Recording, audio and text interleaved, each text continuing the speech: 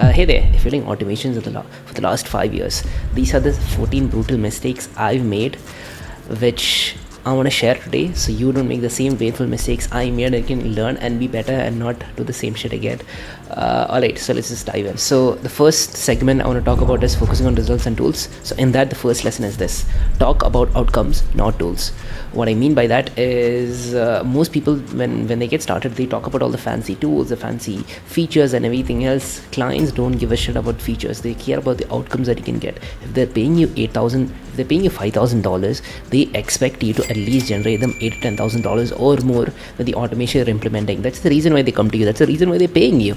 And you need to propose your pitch in such a way that you're going to get them results rather than giving them AI or no, whatever feature it is that you're selling. For example, instead of saying that, hey, I'm XYZ, I'm trying to sell you an AI chatbot that can do quick support, do this, do that, they don't give a shit. But if I propose it in such a way that, hey, my name is Fahad, I'm the founder of AutomateMyBiz, here's an AI chatbot that can help you respond to leads faster, do this, do that, because the research says that, there's a chance of you losing, the chance of you converting a lead is less than 400% if you don't respond to the lead within the first 5 minutes, which is why an AI chatbot is going to help you X, Y, and Z so you can generate more money. You see, outcome based rather than value, rather than tools or features.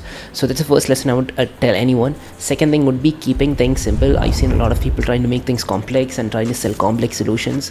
The thing is, what scales is often the things that are simple. Simple is what most businesses need, such as lead qualification email, lead comes in, do this, do that. Simple automations is how you need to get started and what you need to propose your client if you're getting started. So you can develop your report with the client, you can develop your case study, and simple scales. So keep it simple.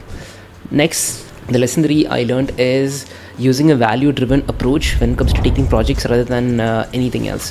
What I mean by that is always focus on projects that are high in value and has less complexity first, so you can build your case study, you can build your testimonial, build that rapport with the client, and you can stay more profitable later on when they come back to you with more and more stuff.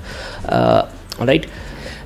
So the lesson 4 is that volume beats perfection every single time. One thing Alex Hormozi says is that, I was watching one of the clips of Alex Hormozi where he says, where this podcast person was asking if all the videos that you recorded completely goes away and there is only 30 seconds left for you to give something to the world, and that's the only thing that they're going to see for the rest of eternity. What is that thing that you want to say? And he's like, just do what you want and make sure you do things in such a high volume that the chance of you failing is impossible. I love Alex Hormozi. You must have seen the books. 2 of them are over there, and it's so relatable and it's so true, because volume beats everything. And it's one thing I've been pushing my team to do as well. So in the beginning, you don't have to make things perfect, you don't have to make your videos perfect, you don't have to make all these things perfect. Do more volume so you can get better quickly. When it comes to building automations, whether it's come to building content, more volume equates to you getting better quicker. Alright, so the lesson 5 would be free knowledge and paid execution. What I mean by that is give insane value to your audience to a point where they are like, how the hell is this guy giving these things for free? If he's giving these things for free, I'm assuming his real shit should be absolute gangbanger. Gangbanger is not there. Sorry guys, I think that word is inappropriate, but it's an absolute banger. That's what I mean. Okay, let's keep it that. Please don't share this to my mom. Okay.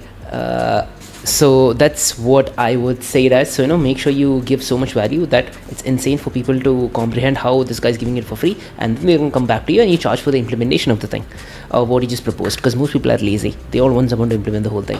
The lesson 6 would be launch before you are ready. When it comes to building any automations or any offer or whatever it is, like I said, right, volume beats anything. Volume negates failure, and don't be perfectionistic. Same thing applies here.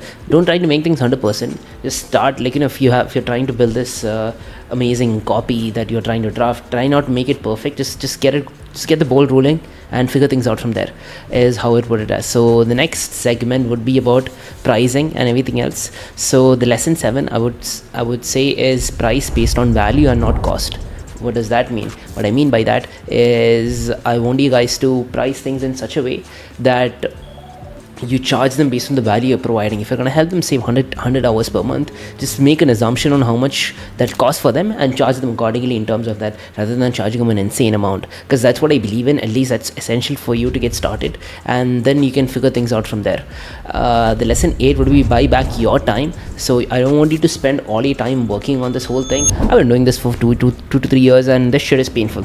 And one of the best things I've done is hiring the best people I could with what I have, so I can focus on what I'm good at. I'm not just on cocky or anything, but I'm extremely good at building automations. That's one of the reasons I started this thing, and I've been doing that for 5 years, and I hired more people so I can do more of that, and things can be taken out of my plate, so I can just be the best at what I do. So that's what I wanted to do. If you're good at selling, just focus on selling. If you're good at this, focus on what you're good at. So buy back your time as quickly as possible.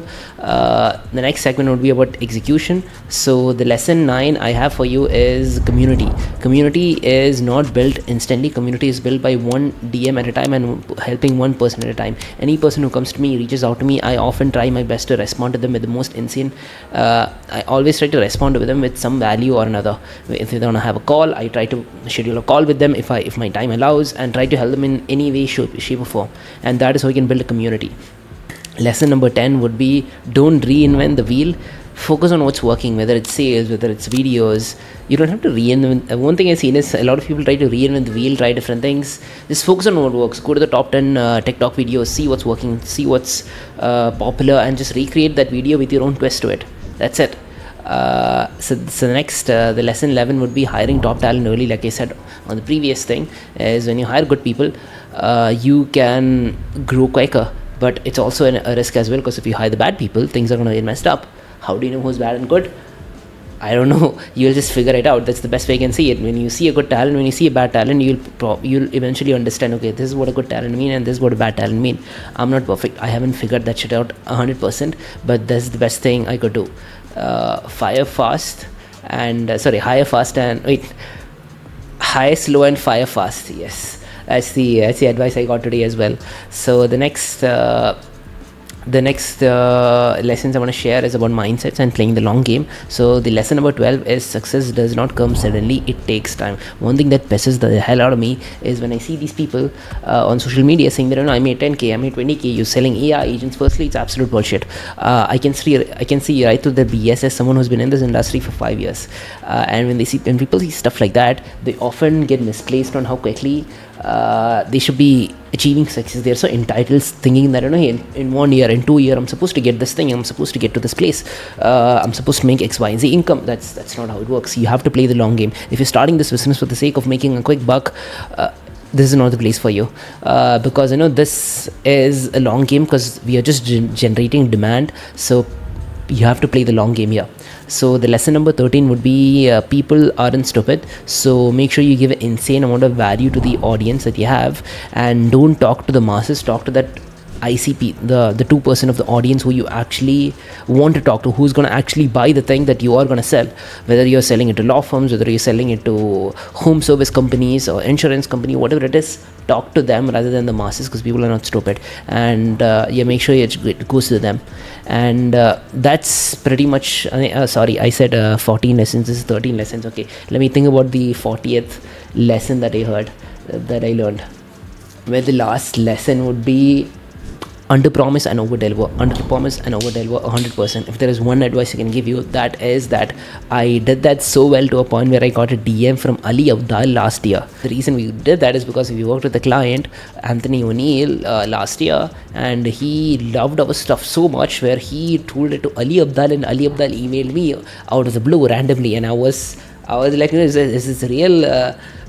Is this happening? So you get the point. So underpromise and overdeliver, and you do that often to a point where you are irreplaceable to the clients. If they think about automation, they think about you, and it's the best way I can think about as the last and the most important lesson I've learned. So if you found this helpful, please comment and subscribe to follow more of such automation tips. That's what I do. I just talk about automation and AI. I'll talk to you guys soon. Cheers.